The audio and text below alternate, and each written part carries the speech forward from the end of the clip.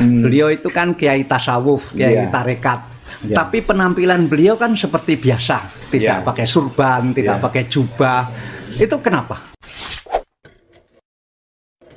Kita semua udah tahu siapa beliau. Gede Pasek. Dan tiap hari masuk di media. kenal lama. Siap. Tapi kok senior sekarang di media. pakai kaos ada tulisan apa itu? Ini kaos di mana ada tulisan dari Kiai Tar, Pak Kiai. Itu waktu pasca kejadian tanggal 7 Juli, 7 bulan 7 di Jombang, di mana aparat kepolisian yang hampir ratusan, hampir mendekati ribuan masuk di sana. Kemudian beliau menyampaikan sesuatu yang kalimat yang cukup menarik, yaitu bintang-bintang berjatuhan, melati berserakan, puntung-puntung terapung. Nah, ini kalimat ini kemudian dalam sekali ya, bintang-bintang berjatuhan, melati berserakan, puntung-puntung terapung. Kiai Tar. Ya, waktu itu tanggal 7 bulan 7 2002. Jadi Anda kan tokoh Hindu. Kok pakai kaos yang ajaran dari seorang kiai? ya, karena bagi saya beliau seperti menyampaikan sebuah pesan alam gitu ya. Pesan alam dengan usia beliau yang 94 tahun gitu, mampu menyampaikan sesuatu. Dan setelah bulan Juli itu kan kejadian. Setelah tanggal 7 bulan 7 ini, masyarakat bisa melihat setelah tanggal 7 ini apa yang terjadi. Ada berapa bintang jatuh, ada berapa bintang sambung, ada bintang-bintang itulah. Kan bintang-bintang yang membuat aib ke pondok kan. Nah, beliau udah sampaikan yang membuat aib ke pondok, nanti aibnya akan terbuka sendiri dan berjatuhan. Nah, berjatuhan. Dan ini ternyata waktu terakhir saya sempat tanyakan, apakah ini cerita hanya berlaku di bulan Juli saja? Ternyata beliau katakan ini masih berlanjut. Akhirnya saya berpikir, tampaknya menarik juga untuk mengingatkan kita semua. Bahwa kalau ada, sebagai orang Hindu, Anda percaya kata-kata kiai? Saya selalu percaya orang yang dekat dengan doa, berarti dekat dengan Tuhan, pasti pesan alam akan lebih dekat gitu. Itu jadi. Dan kemudian ketika feeling kita melihat kenyataan yang kita ikuti, ternyata memang betul. Sampai sekarang pun ada berapa bintang terus mulai berjatuhan. Otomatis ngikutnya melati berserakan juga. Melati ini terkait terkait dengan bintang ini. Iya. Kan lanjutannya kan sebelum sebelum bintang ada melati. Ini kemudian putung-putung terapung. Nah, ini mungkin yang lebih di bawah-bawah itu juga akan hanyut juga ikut di dalamnya. Dan hanya beliau yang bikin kita kaget kan, ini belum berakhir itu. Makanya bagi kita ya sudah, kita abadikan pemikiran beliau untuk mengingatkan kita bersama. Kalau pegang jabatan amanah lah. Waktu beliau mengucapkan ini sampai dengar? Ada, Pak. Loh, diucapkan di mana waktu itu? Waktu itu pas peristiwa tanggal 7 bulan 7 itu ya. Nah, kan di situ ada atas nama institusi datang ke sana. Beliau juga sudah pesan banyak. Karena kalau terkait permasalahan putranya, beliau sudah menyampaikan bahwa ini fitnah, sehingga sebaiknya silahkan kembali ke tempat masing-masing demi kebaikan Indonesia Raya, demi kebaikan kita semua. Saat itu juga disampaikan dari wakil mereka, ditanyakan langsung ke beliau. Beliau menyampaikan, kalau nanti dibuka siapa dalangnya, apa nggak malu. Sampai beliau bilang begitu. Tapi dari yang datang itu malah menantang, buka aja sekarang Pak Yai, buka aja. Nanti malu, buka sekarang Pak Yai. Diem terus ya mengucapkan kata-kata ini. Mengucapkan kata-kata itu. Waktu itu sampean di mana? Saya di lokasi kejadian itu, Pak. Tapi kita tidak perlu cerita banyak tentang yang terjadi di situ. Nanti ada sesuatu yang terus. Sampean sebagai apa di pesantren itu? Kebetulan saya sekretarisnya di bidang organisasi yang ngurusi soal sosial. Kegiatan santunan macam bangun rumah layak uni itu ya. Sekretaris Kiai Tar yang mengurusi bidang sosial. Nama siapa tadi? Khairul Mudakir, Pak. Khairul Mudakir. Ya. Nah, yang disebut peristiwa tanggal 7 bulan 7 itu adalah peristiwa di pondok pesantren Sidikiyah di Ploso, di Jombang, sebelah utaranya Jombang. Saya sering lewat depan pesantren itu, sering pengen mampir tapi selalu nggak sempat. Dan sampai hari ini belum sempat mampir di sana, tapi saya dengar bahwa santrinya banyak sekali dan putranya Kiai itu lagi dipersoalkan karena dianggap memperkosa banyak santri di sana, dan sekarang ini jadi perkara dan sudah diadili dan sedang dalam proses pengadilan. Karena itu kita tidak akan banyak bicara mengenai perkara ini. Yang menarik adalah kok pengacaranya ini seorang tokoh Hindu yang terkenal sekali, Gede Pasek. Ya, kalau lengkapnya kita Gede Pasek Suwardika. Sebenarnya kalau kita berkunjung ke pondok, sebenarnya semua nuansa itu otomatis akan terjawab. Karena di sana itu ada monumen Pancasila, kemudian ada Sumpah Pemuda, proklamasi. Jadi sejak awal memang ditanamkan nasionalisme yang sangat kuat di sana, cinta tanah air yang sangat kuat. Jadi saya pun ketika masuk ke sana pertama kali langsung klik aja, langsung nyambung saja, karena apa, atmosfernya memang atmosfer yang membangun tentang keindonesiaan yang sangat kuat gitu lah. Sehingga walaupun saya anggaplah dari Hindu, tidak melihat Hindunya, tetapi seberapa kepedulian kita di dalam memperjuangkan keadilan itu yang ditakar oleh beliau, sehingga saya merasa terhormat bisa mengabdikan segala kemampuan ilmu saya untuk mendampingi Mas Beki di dalam mencari keadilan.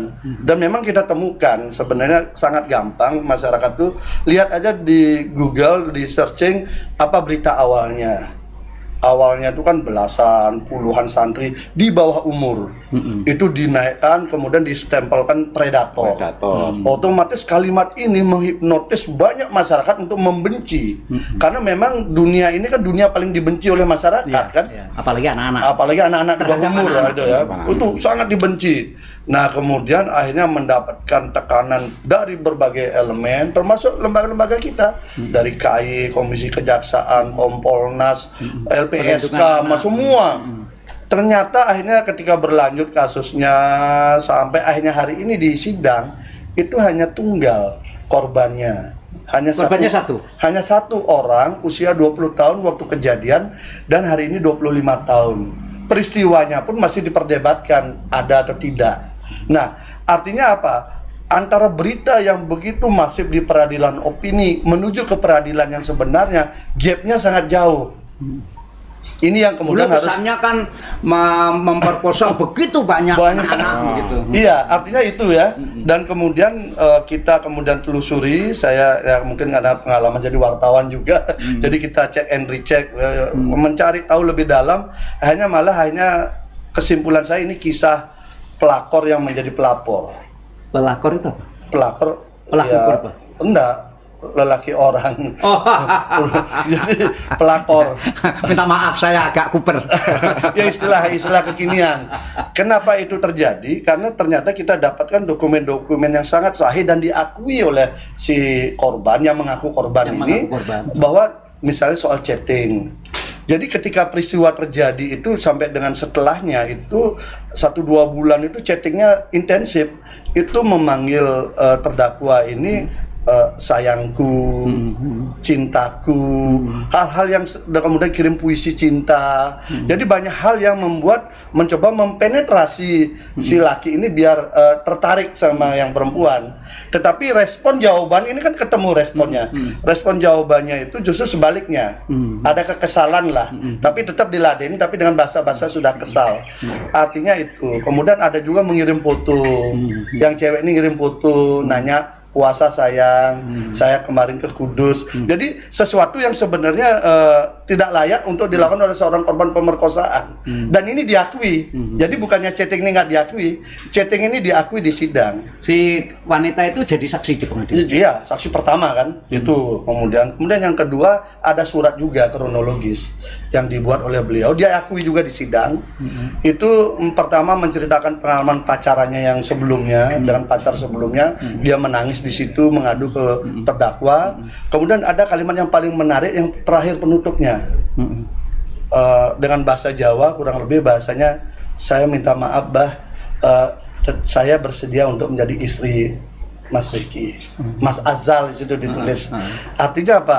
kan nggak ada korban pemerkosaan seperti itu gitu loh. Itu jadi kisah-kisah ini membuat kita tergelitik. Haruskah seorang Mas Beki yang selama ini dibutuhkan oleh banyak orang ya? Karena kegiatan beliau ini kan banyak. Misalnya di RSC dan RSTMC, beliau ini mengabdikan diri membantu masyarakat tidak mampu atau siapapun dia berobat gratis. Oh, terkenal kalau itu. Ya gratis loh. Kemudian bahkan dia menyiapkan kendaraan khusus untuk mencari orang-orang sakit di pedesaan yang pedalaman. Khusus untuk dibawa ke sana, kalau nggak sembuh dibawa ke rumah sakit dan dibantu pembiayaannya. Itu satu. Kemudian yang kedua, beliau juga membantu orang-orang janda-janda tua yang ditinggal keluarganya itu disangoni ini kan tiap bulan. Oh, itu terkenal. Nah, artinya kegiatan sosialnya begitu banyak. Belum lagi kemudian beliau harus bertanggung jawab untuk kegiatan mengembangkan pabrik rokok. Tapi kan antara tujuan dan kegiatan sosial kan memang tidak ada hubungannya. Artinya kan begini, begitu banyak orang berharap dengan peran beliau. Hari ini beliau harus di dalam penjara. Ini kaitannya dengan apakah layak ditahan atau tidak ditahan. Begitu banyak orang berharap kegiatan itu beliau bisa hadir untuk membantu banyak orang. Kemudian beliau harus ditahan dengan kasus seperti ini. Gitu. Kalau misalnya beliau memang melakukan layaknya predator ya, banyak santri di bawah umur rasa banyak, silakan. Tapi kan problemnya kan tidak begitu. Di dakwaannya hanya satunya ini pun juga ada chatting mesra, ada surat, ada ini, sehingga kita apa ya? Kok haruskah begini gitu loh? Apalagi kemudian terakhir dituntut dengan sangat tinggi sekali 16 tahun. Oh, 16 tahun. 16 tahun itu 12 tahun pasalnya, 4 tahun tambahannya karena ada 2 kejadian. Ini kemudian membuat kita berpikir haruskah hukum kita dibuat seperti ini? Artinya begini loh, satu pun tidak ada ruang membuat Mas Beki itu istilahnya di dalam hukum itu faktor memperingan. Nggak ada, 1 hari pun nggak ada. Padahal faktor memperingan itu misalnya gini, berlaku sopan di dalam persidangan itu pun sudah memperingan. Kemudian memiliki banyak tanggungan yang harus karena dulu nggak pernah mau menyerah itu. Nah, ceritanya itu bukan tidak mau menyerah. Status DPO itu kan dilabelkan ketika Mas Beki melakukan gugatan pra peradilan. Oh. Kenapa melakukan gugatan pra peradilan? Karena diambangkan status tersangkanya. Kan kalau nggak keliru sudah pernah SP3 kan ya? Iya, sudah pernah kasus SP3. Jadi sering Mas Beki ini langganan. Kalau kasus A nggak kena, lanjut kasus B. Kan lama-lama jengkel juga kan, warga negara diperlakukan seperti itu kan jengkel juga. Dan setiap kasus itu di SP3? SP3 dihentikan tanpa alasan yang jelas. Kemudian yang terakhir ini malah kebalikannya. Dari melapor nggak pernah diperiksa. Biasanya kan begini, kalau di dalam kepolisian itu ada Dumas, pengaduan masyarakat, diklarifikasi, kalau memenuhi syarat dinaikkan jadi LP, kemudian penyelidikan dimulai, penyelidikan pun diperiksa dulu sebagai saksi. Ini nggak ada, semua tidak ada, langsung tersangka. Nah, bersamaan dengan itu, waktu itu Pak Kiai lagi sakit, sehingga beliau lebih fokus mengurus Pak Kiai daripada mengurusi panggilan-panggilan rutin yang sekian tahun harus beliau hadapi. Nah, singkat cerita, label tersangka ini cukup panjang. Nah, waktu itu saya belum nangani ya. Saya nangani waktu itu sudah di sidang, tapi saya mempelajari. Karena saking lamanya label ini kan jadi nggak enak. Akhirnya dia gugatlah pra peradilan dengan harapan label tersangkanya dicabut. Nah, justru yang kebalikannya, beliau pernah disidangkan pra peradilan. Udah ada. Malah dilabelkan DPO. Kalau orang DPO ini kan orangnya menghilang. Tapi beliau ini kan ada di Jombang. Dan punya aktivitas biasa. Bagaimana orang aktivitas biasa dilabelkan DPO? Ternyata ini adalah satu rangkaian cerita untuk sebelum pondok itu diserbu. Kesannya jadi begitu. Akhirnya keluarlah cerita ini dari Pak Kiai kan. Jadi kalau pengacara bilang begitu, pondok itu diserbu. Kalau polisi yang bilang penangkapan begitu. Kalau penangkapan terbukti tidak ditangkap kok. Enggak. Mas Beki tidak ditangkap. Ini harus clear ya. Mas Beki tidak berhasil ditangkap oleh polisi. Polisi yang hadir tidak berhasil menangkap polisi. Tapi Pak Kiai sudah menyampaikan saya akan antar anak saya ke Polda. Jadi artinya apa? Malam itu Pak Kiai yang menghantarkan Mas Beki didampingi oleh polisi, tapi bukan Kapolres Jombang. Polisi yang dipercaya untuk menghantarkan itu ke Surabaya. Jadi Mas Beki menyerahkan diri. Polisi tidak berhasil menangkap. Jadi biar nggak dibalik-balik nanti ini. Padahal hari itu dramatik sekali. Dramatik dan banyak barang, jujur aja. Dramatik dan sampai orang bilang ini apa sengaja dibuat dramatik ya begitu. Orang bilang begitu. Karena tapi memang dramatis. sangat dramatis. CCTV juga pada diambil, dihapus juga. Jadi kalau hari ini kita cerita Sambo, CCTV hilang, dihapus, kemudian Kanjuruhan, CCTV hilang. Bagi saya itu sebenarnya sudah dilatih juga di Jombang gitu. Di Jombang juga sama, CCTV-nya dihapus gitu. Tapi kan ada dokumen-dokumen lain bahwa bagaimana perlakuan aparat berlebihan di sana. Karena Mas Beki ini kan bukan teroris, tapi perlakuannya kan melebihi itu. Agenda apa? Itu. Tapi akhirnya sudahlah, pelakunya kan sudah berjatuhan. Kewenangan yang dilakukan itu. Waktu itu saya mengikuti live yang dibuat para santri kelihatannya. Jadi ada live streaming. Jadi saya ikuti, pengen tahu, kan tegang sekali, sampai saya sesama orang dari pesantren, ini ada apa ini begitu, tinggal tegang sekali, saya ikuti, luar biasa. Dari pagi jam 8 sampai jam 1 malam loh itu. Itu nggak ada tindakan dari polisi untuk menghentikan live streaming itu waktu itu? Nggak ada, malah dibuat ya biasa untuk memperkuat bumbunya itu aja malahan. Padahal faktanya tidak seperti itu. Saya bikin itu kak seakan-akan sudah dibawa, ternyata itu bukan. jadi cukup banyak sandiwara. Berapa tahun jadi santrinya Kiai Tar? Saya sejak tahun 86. Lama ya, udah lama, dari kecil saya tahu persis di sana. Kapan kenal?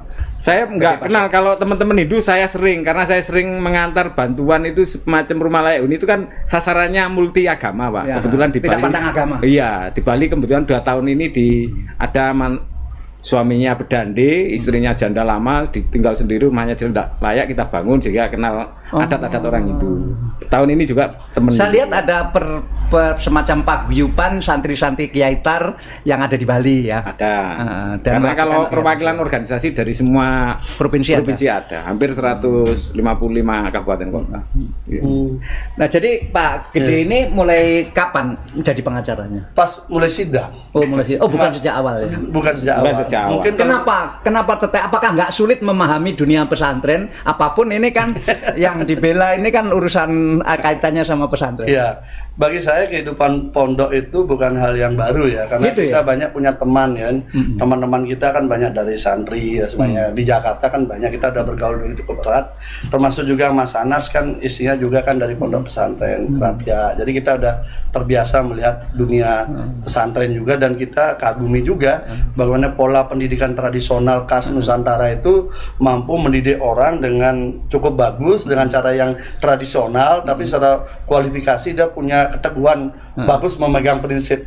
Ini kan termasuk prinsip kebangsaan. Ya.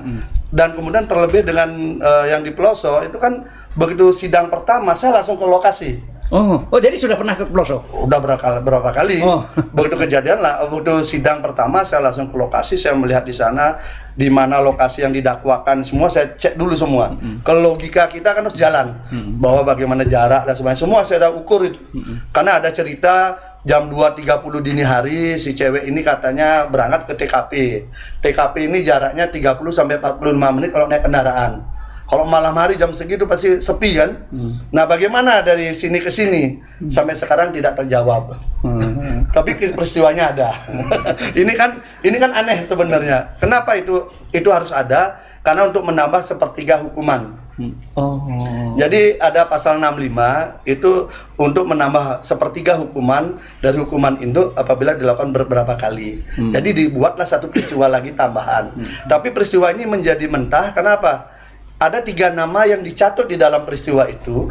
Abdul Basit, ada Edwin, ada Aji. Apa itu? Nama-nama orang disebutkan ini terlibat ketika si korban ini, yang mengaku korban ke TKP. Bisa jadi saksi maksudnya. Nah, saksi. Disebutkan dalam dakwaan. Tetapi ketika di sidang semua membantah, nggak ada peristiwa itu. Tapi ditemukan orang itu, 3 orang itu. Iya, kita hadir di sidang. Satu dihadirkan oleh JPU, yang 2 kita berjuang menghadirkan. Nah, karena tiga-tiganya hadir. Karena itu ada di dalam dakwaan dan diceritakan juga oleh saksi, diakui oleh saksi korban. Akhirnya kita cross check semua, nggak ada itu.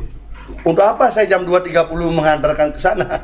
Itu logis. Dan sampai sekarang pun saya tidak pernah mengantar yang bersangkutan. Nah, itu satu, yang naik motor. Yang dibilang melihat chat ancaman itu juga mengatakan nggak pernah. Saya nggak pernah kejadian itu. Apalagi yang terakhir yang katanya menjemput menerima beliaunya datang, nggak ada. Jadi bagaimana 3 nama dicatut dalam dakwaan, Tapi kemudian ketika dihadirkan mereka mengatakan tidak ada. Nah, haruskah kemudian itu dihukum 16 tahun? Ini yang saya bingung. Sebagai mantan ketua Komisi 3 itu kita bingung juga lihat hukum kayak begini. Jadi ini mantan ketua Komisi 3 DPR yang sekarang terkenal sekali, pada zaman itu juga terkenal. Dan kalau tadi ada disebut nama-nama Anas, itu maksudnya adalah Anas Urbaningrum. Iya. Dan ini adalah sahabat terbaiknya. Sebentar lagi keluar lagi. Itu juga korban kriminalisasi juga. Kalau padahal kan korban dikibuli lah sama beliau. Kalau ini korban kriminalisasi. Move on. Beliau juga move on. Sekarang ini beliau ketua umum partai baru, Partai Kebangkitan Nusantara. Partai Kebangkitan Nusantara. Iya. Yang lumayan masuk 18 partai yang lagi verifikasi. Ini baru saya lihat, baru satu partai yang ketua umumnya orang Hindu. Iya. Atau ya orang Hindu. Ada memang. Belum. Berani. Ya kan Nusantara kan. Kalau Nusantara kita udah nggak memandang perbedaan lagi. Yang kita pandang Nusantara itu satu. Pak Gede Pasek ini sudah ketemu langsung dengan Yai Tar. Sudah berapa? Yai Tar ini nama lengkap beliau? Muhammad Mokhtar Mukti. Muhammad Mokhtar Mukti. Ya. Sudah berapa kali? Sudah berapa kali. Ya.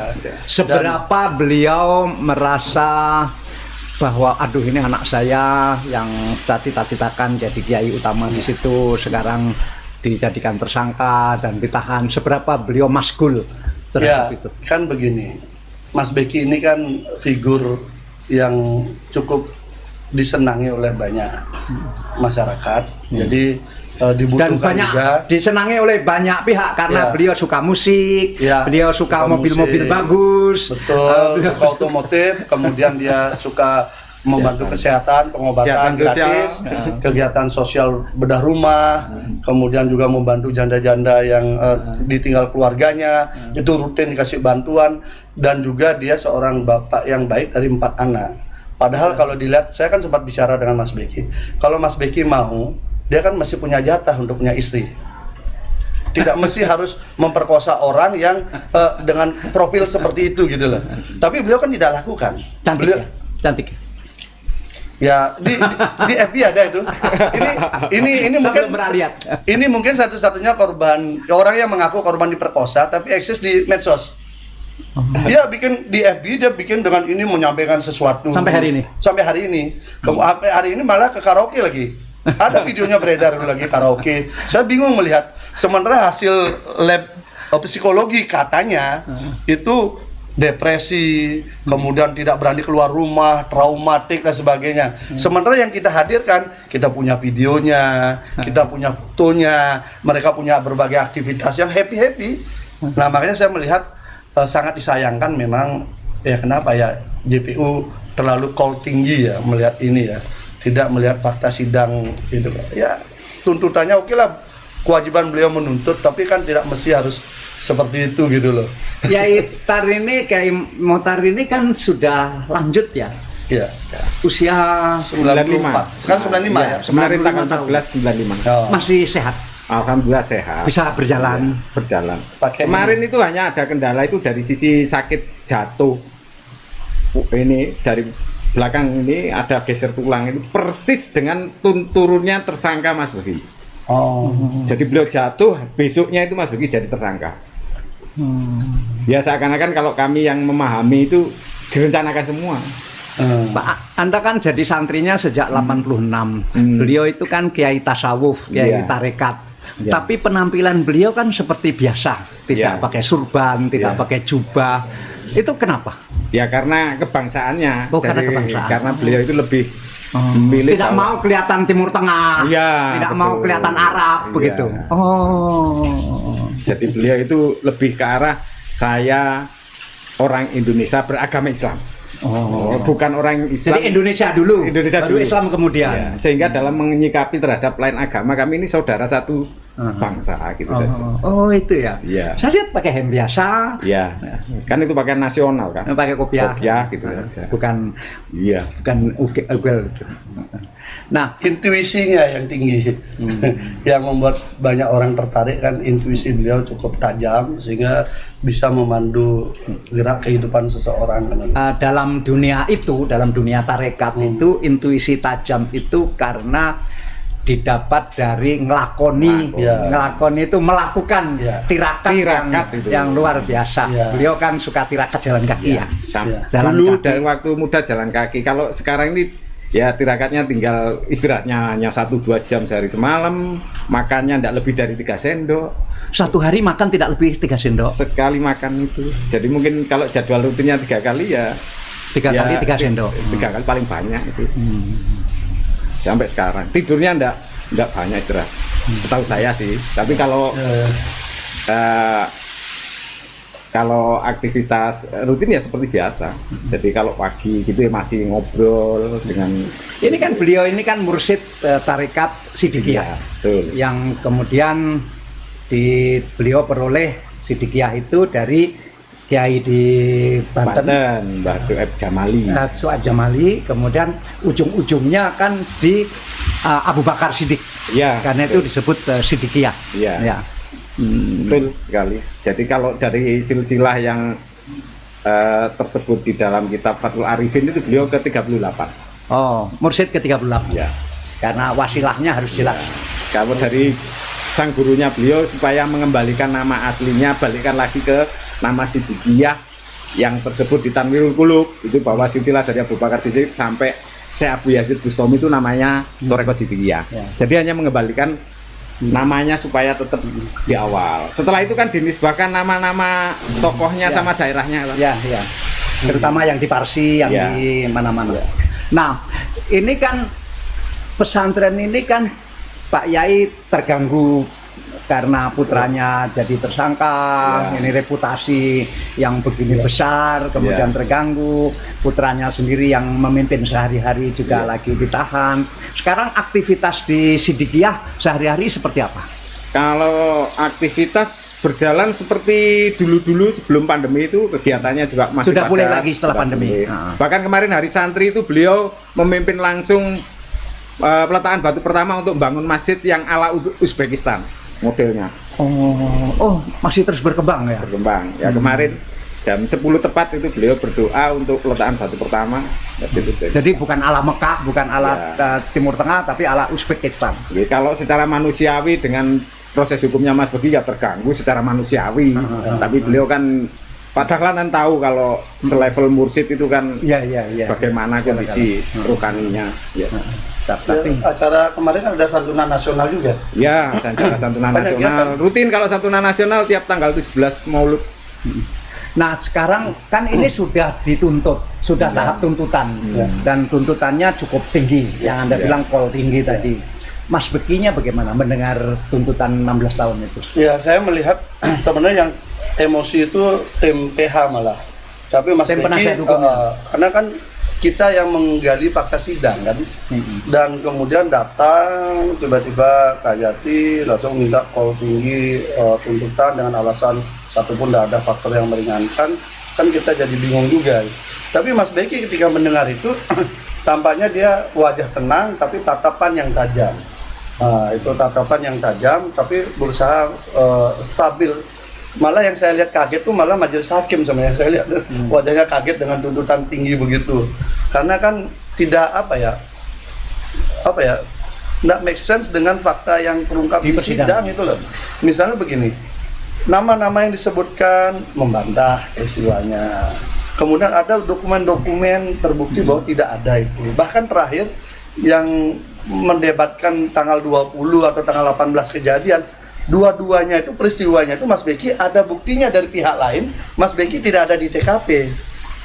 Jadi ada Facebook anggota dari Opsip membuat status di FB pada tanggal itu Mas Beki itu memimpin rapat di Hotel Isro di Jombang dan ada fotonya. Jaraknya jauh, gitu. 15 kilo lebih. Bagaimana kemudian ada peristiwa pemerkosaan di sini, sementara orang yang dibilang memperkosa sedang rapat di sini dengan banyak orang. Dan itu kita hadirkan di sidang. Makanya kita bingung kemudian. Tapi ini sudah melakukan pledoi. Pledoinya sudah. Ini nanti Seberapa tebal? Tebalnya lumayan, 438 halaman. Karena kita betul-betul breakdown semua untuk memandu hakim. Karena hakim yang di tingkat PN yang bisa menceritakan fakta dengan saksi kan.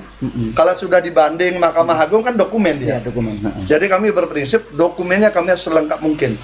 Karena kami berharap, anggaplah hakim pengadilan negeri ini seandainya punya keberanian, saya yakin bebas. Kalau keberanian ya. Karena parameter hukumnya kan sama, ilmu kita sama, pelajaran hukumnya sama, pasalnya sama, kuhapnya sama, cara mengukur sebuah alat bukti juga sama. Kalau itu dipakai parameter, saya yakin bebas. Tapi kan faktor hukum di Indonesia kan bukan itu saja. Ada faktor lain. Orang bersalah menjadi tidak bersalah, orang tidak bersalah bisa dihukum. Orang yang harusnya dihukum ringan dihukum berat, orang yang harusnya dihukum berat jadi ringan. Ya kita lihatlah. Kayak jaksa Pinangki misalnya melakukan itu hukumnya ringan gitu kan. Jadi ada juga yang ini. Jadi udahlah kita melihat itu fenomena itu, maka kita tidak bisa bicara hukum dari sudut ini kan itu. Makanya saya bilang antara yang di sini sama yang di sini tinggal keberanian hakim.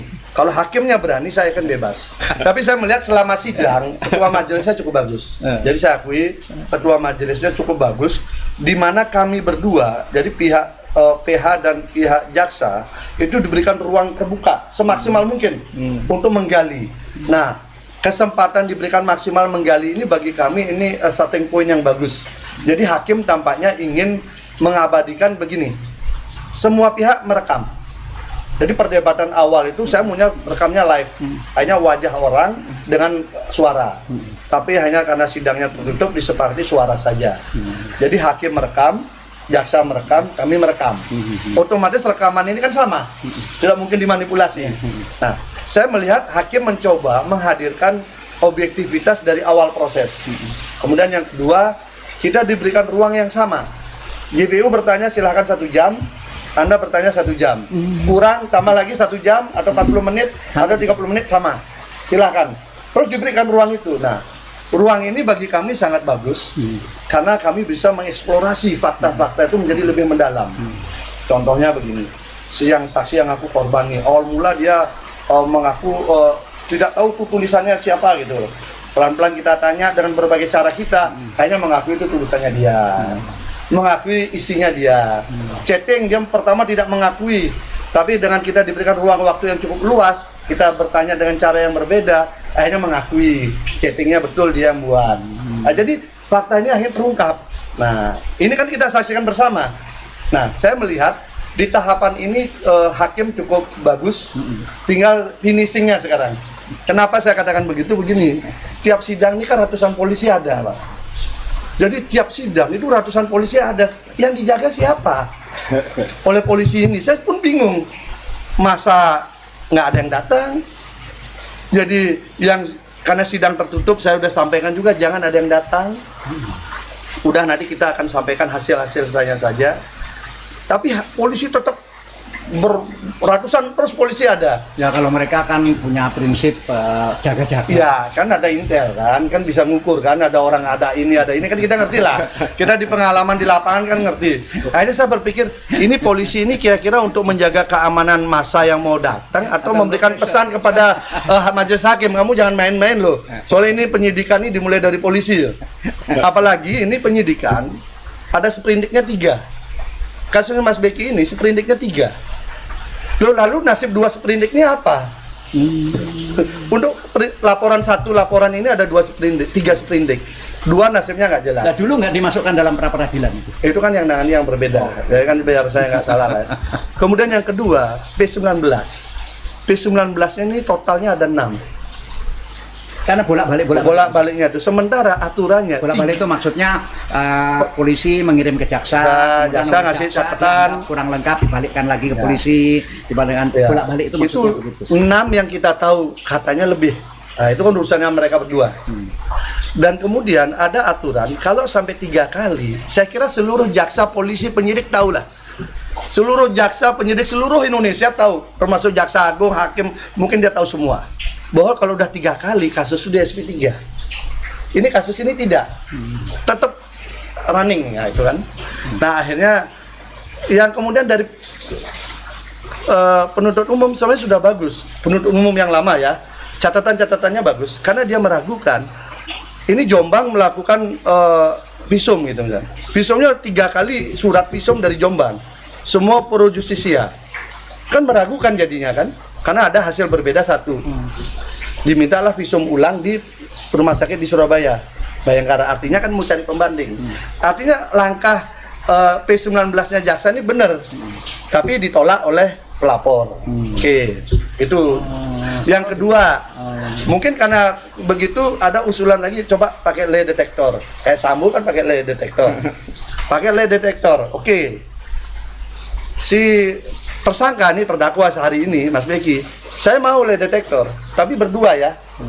Nah, di dalam peristiwa lie detektor yang kita tahu, biasanya korban yang paling semangat, terdakwa atau tersangka ini yang mengelak, karena pelaku kan.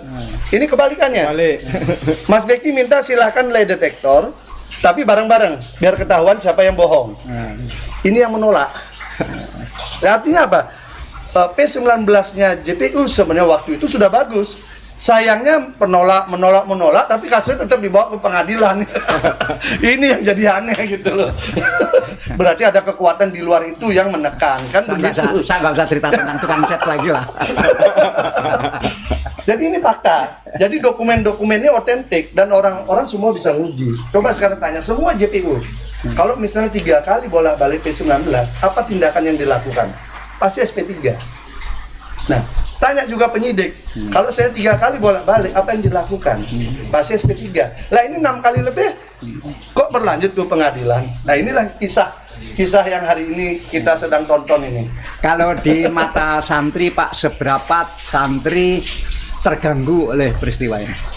Kalau peristiwa ini kan sebenarnya sudah lama, jadi berusaha itu memangkas nama baik Mas Beki ini dengan pola-pola fitnah ini. Makanya kami ini keyakinannya kami pesantren ini kuat bahwa ini fitnah gitu loh. Cuma detail jelasnya terbukti di fakta sidang yang disampaikan Pak Pasek ini kami baru paham.